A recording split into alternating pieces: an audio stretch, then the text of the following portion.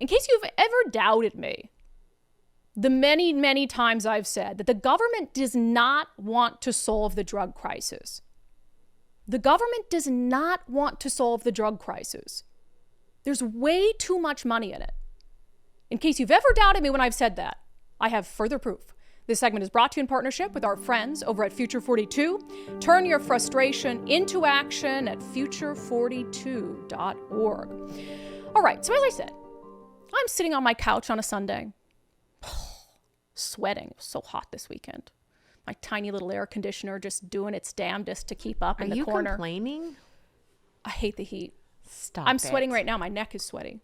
Wow. Great. I know you love the heat, but I hate the heat. So I'm sitting there. I got a little air conditioner on me, and I'm watching Rush Hour, the original Rush Hour, for like the 19,000th time in my life, laughing, having a good time.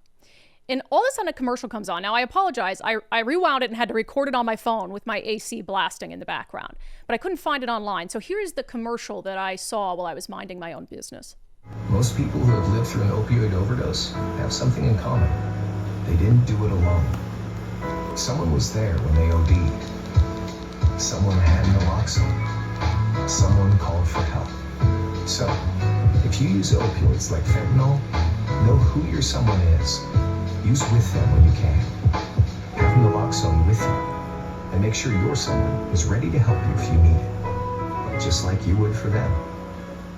Wow. So I watched that, rewound it a few times, watched it again.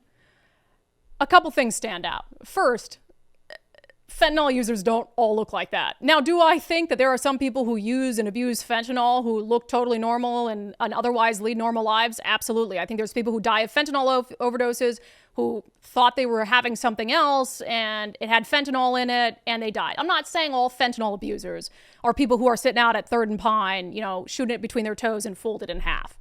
I'm not.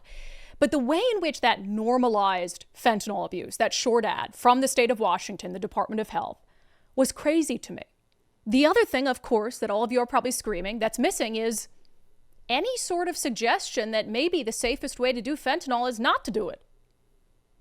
Any sort of mention of, hey, we can offer you help. We can get you connected to substance abuse services.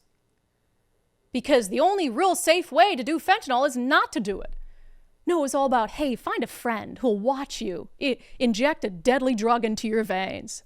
Find a friend who'll be armed with a naloxone and will watch you do it and then bring you back to life so you can do it again. All with just these friends sitting on a couch and I've got your back, buddy. No, if you were their real friend, you wouldn't let them do it in the first place. So the whole commercial was crazy for me, but I thought, okay, let me go to this little website. So at the end, it had this website for Prevent Overdose Washington, and it's its own website. It's totally independent from the Washington Department of Health, although it's part of a campaign being run by the Washington Department of Health, yes, with your tax dollars. But I thought, let me just go there and act as if I am a fentanyl abuser who saw that commercial, who was also watching Rush Hour, just like Brandi, and saw that commercial and thought, yeah, I want to learn a little bit more about how to prevent overdoses because I'm about to shoot up fentanyl, right? So let's just say.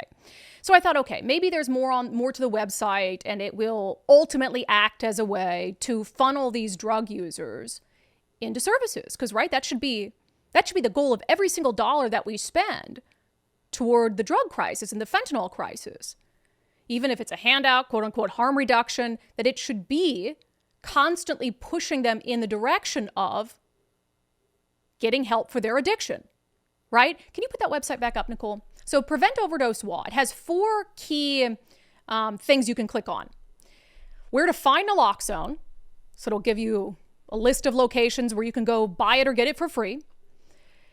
It has a little part where you can learn how to use naloxone. So reversing an overdose, step-by-step instructions to help save a life. And then it has a segment, Safer Opioid Use, how to protect yourself or others who use opioids, which again, there's no such thing as safe opioid use. And then the 4th part of the website is more resources. So I thought, okay, there it is. There's something on here that's going to send people in the right direction to actually get help so they aren't using fentanyl, so they don't need to call a friend to stand by with their naloxone in case they die, right? Let's dive into this, shall we? You already know what's going to happen, but I just thought we'd do it together anyway. Let's act like we don't. So let's click on the first one. Tips for, well, the first two are obvious. Find naloxone, reduce an overdose. So those first two are literally just locations you can buy it. And then the other one is how to use naloxone. So we can skip over those, I think. Let's move to tips for safer opioid use. Okay. So it has a few. It has a few tips. The first one, carry naloxone. Okay, we already kind of covered that, right? That's kind of the point of the website, right? Use with others when you can. It's safer to use drugs around others and take turns when using. That way, if you or someone you're with begins to overdose, there is someone ready to give naloxone and find help. So these are your first two tips for safer opioid use, which again, there's really no such thing. All right, so they said if you can't use with others, if you have to use alone, here are 4 tips for you from, again, the Washington State Department of Health. Communicate. Whenever possible, tell someone you trust when you plan to use and where you'll be. Ah, yes, that's because that's what every undercover fentanyl abuser is doing, is they're calling their friend and saying, hey, you know, at home right now, just about to shoot up fentanyl. Just thought I'd let you know if you don't hear from me in 5 minutes, I'm probably dead. Don't think that's happening a lot. Stay accessible. Use somewhere you feel safe that also allows others to get to you or find you if you need help. Leave the door unlocked if possible and have naloxone nearby in case others don't have it on hand.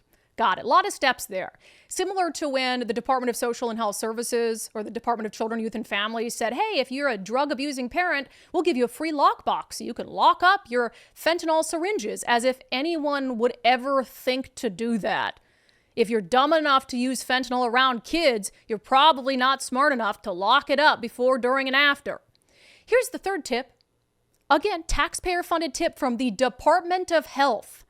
The same people who made you wear masks for like 3 years while you were outside. Go low and slow. When using any drug, start with a small dose and wait to see how you feel before taking more. If you have taken a break from using fentanyl or other opioids and began using again, this could be especially important as your tolerance would have gone down. That is a tip from the Department of Health to go low and slow. Again, we're quite a ways into this website. And really, no effort to try to say, don't go at all. Don't do it at all. Here's the fourth safety tip for if you have to use alone. Try the Never Use Alone hotline. Ah, yes. There is a hotline you can call where a stigma-free volunteer will answer 24 hours a day, and they will stay on the line with you while you use to make sure you're okay. These are the safety tips that the Department of Health offers on its taxpayer-funded website that you're going to be met with if you watch the commercial like I did and you thought, let me learn more about that. Okay, so now we've gone through 3 of the 4 sections on this website. How to find naloxone, how to use naloxone, and the safety tips. Now, the 4th one gives me the most hope because the 4th chapter in this website is resources. I was like, okay, resources to get off drugs, right? right? Resources to get off drugs, obviously, because, you know, that's the safest way to do it. Let's check out their resources, shall we? First batch of resources, harm reduction. Harm reduction strategies, tips to prevent or respond to opioid overdoses. Opie Rescue, free overdose support tool that complements naloxone use. Substance use and pregnancy resources, guidance for individuals and families who may need help. Local services, Washington State Naloxone Finder.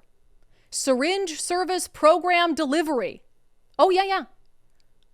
Find a syringe service program. And then it has talk support. Here it is, guys. The one thing on this website, on the entire website, that actually sends you to a place where you can talk to someone if you want treatment for your opioid abuse. They have the never use alone hotline again, of course, if you want to call someone who has to sit there on the phone while you inject a deadly drug into your body to see if it kills you. They have the suicide and crisis lifeline. And then they have the Washington Recovery Helpline. So like the fourth section into this website, at the very, very bottom, they have a helpline for substance use treatment services. The only thing on that entire website that suggests maybe you should get treatment for your opioid addiction. And that's the rabbit hole I went down after seeing that stupid commercial from the Department of Health paid for with your tax money. So never again doubt me when I tell you that they do not want to get people off drugs. It's one of the biggest money makers that they have. The homeless industrial complex and the drug industrial complex. They want people to stay in addiction. They don't care if you overdose as long as you can be brought back to life and overdose again. So they can continue to push out hundreds of millions of dollars in government contracts to their cronies and allies who they don't want you to get better either. Because then the gravy train stops coming in. Then the money stops coming in. And I get it, the Department of Health has probably had some other initiatives focused on getting people into treatment. But to be running, I reached out this morning to inquire about what the cost was to run ads during the movie Rush Hour. But I'm sure they're running ads elsewhere. How much money do you think they spent on this? Millions? Definitely millions. To build an independent website, to run TV commercials, telling people, hey, don't worry if you're addicted to fentanyl.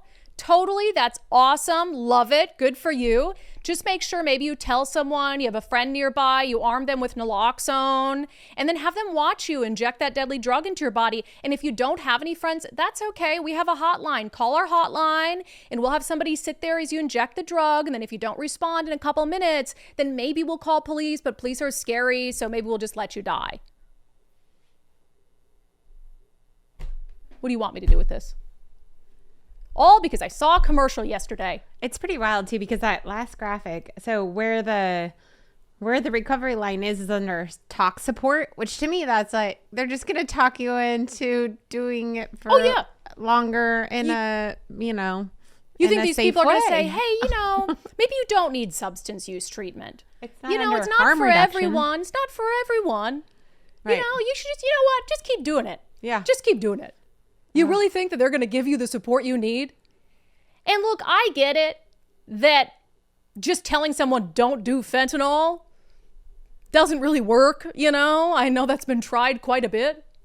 But this whole idea that we have all these resources, for instance, with naloxone, you have police officers who go out there, and I've watched them do it. I've done reporting with police who go out and are actively trying to bring someone back to life.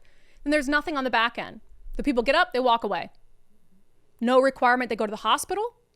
No requirement they have some sort of civil commitment, although the standard is supposed to be you're a threat to yourself or others. Yeah, pretty sure you're a threat to yourself if you're injecting a deadly drug into your body and you almost died and police had to bring you back to life. No mandatory connection to services. So we really just are bringing them back to life so they can go and try to kill themselves again. And your tax money is supporting that approach, the quote unquote harm reduction approach, which is anything but. Wild stuff. That segment was brought to you in partnership with our friends at Future 42. Turn your frustration into action at future42.org. They also have this new legislative scorecard feature that you can use, where you can take a look at how your state lawmakers voted on various bills of interest, in case that's something you're interested in tracking.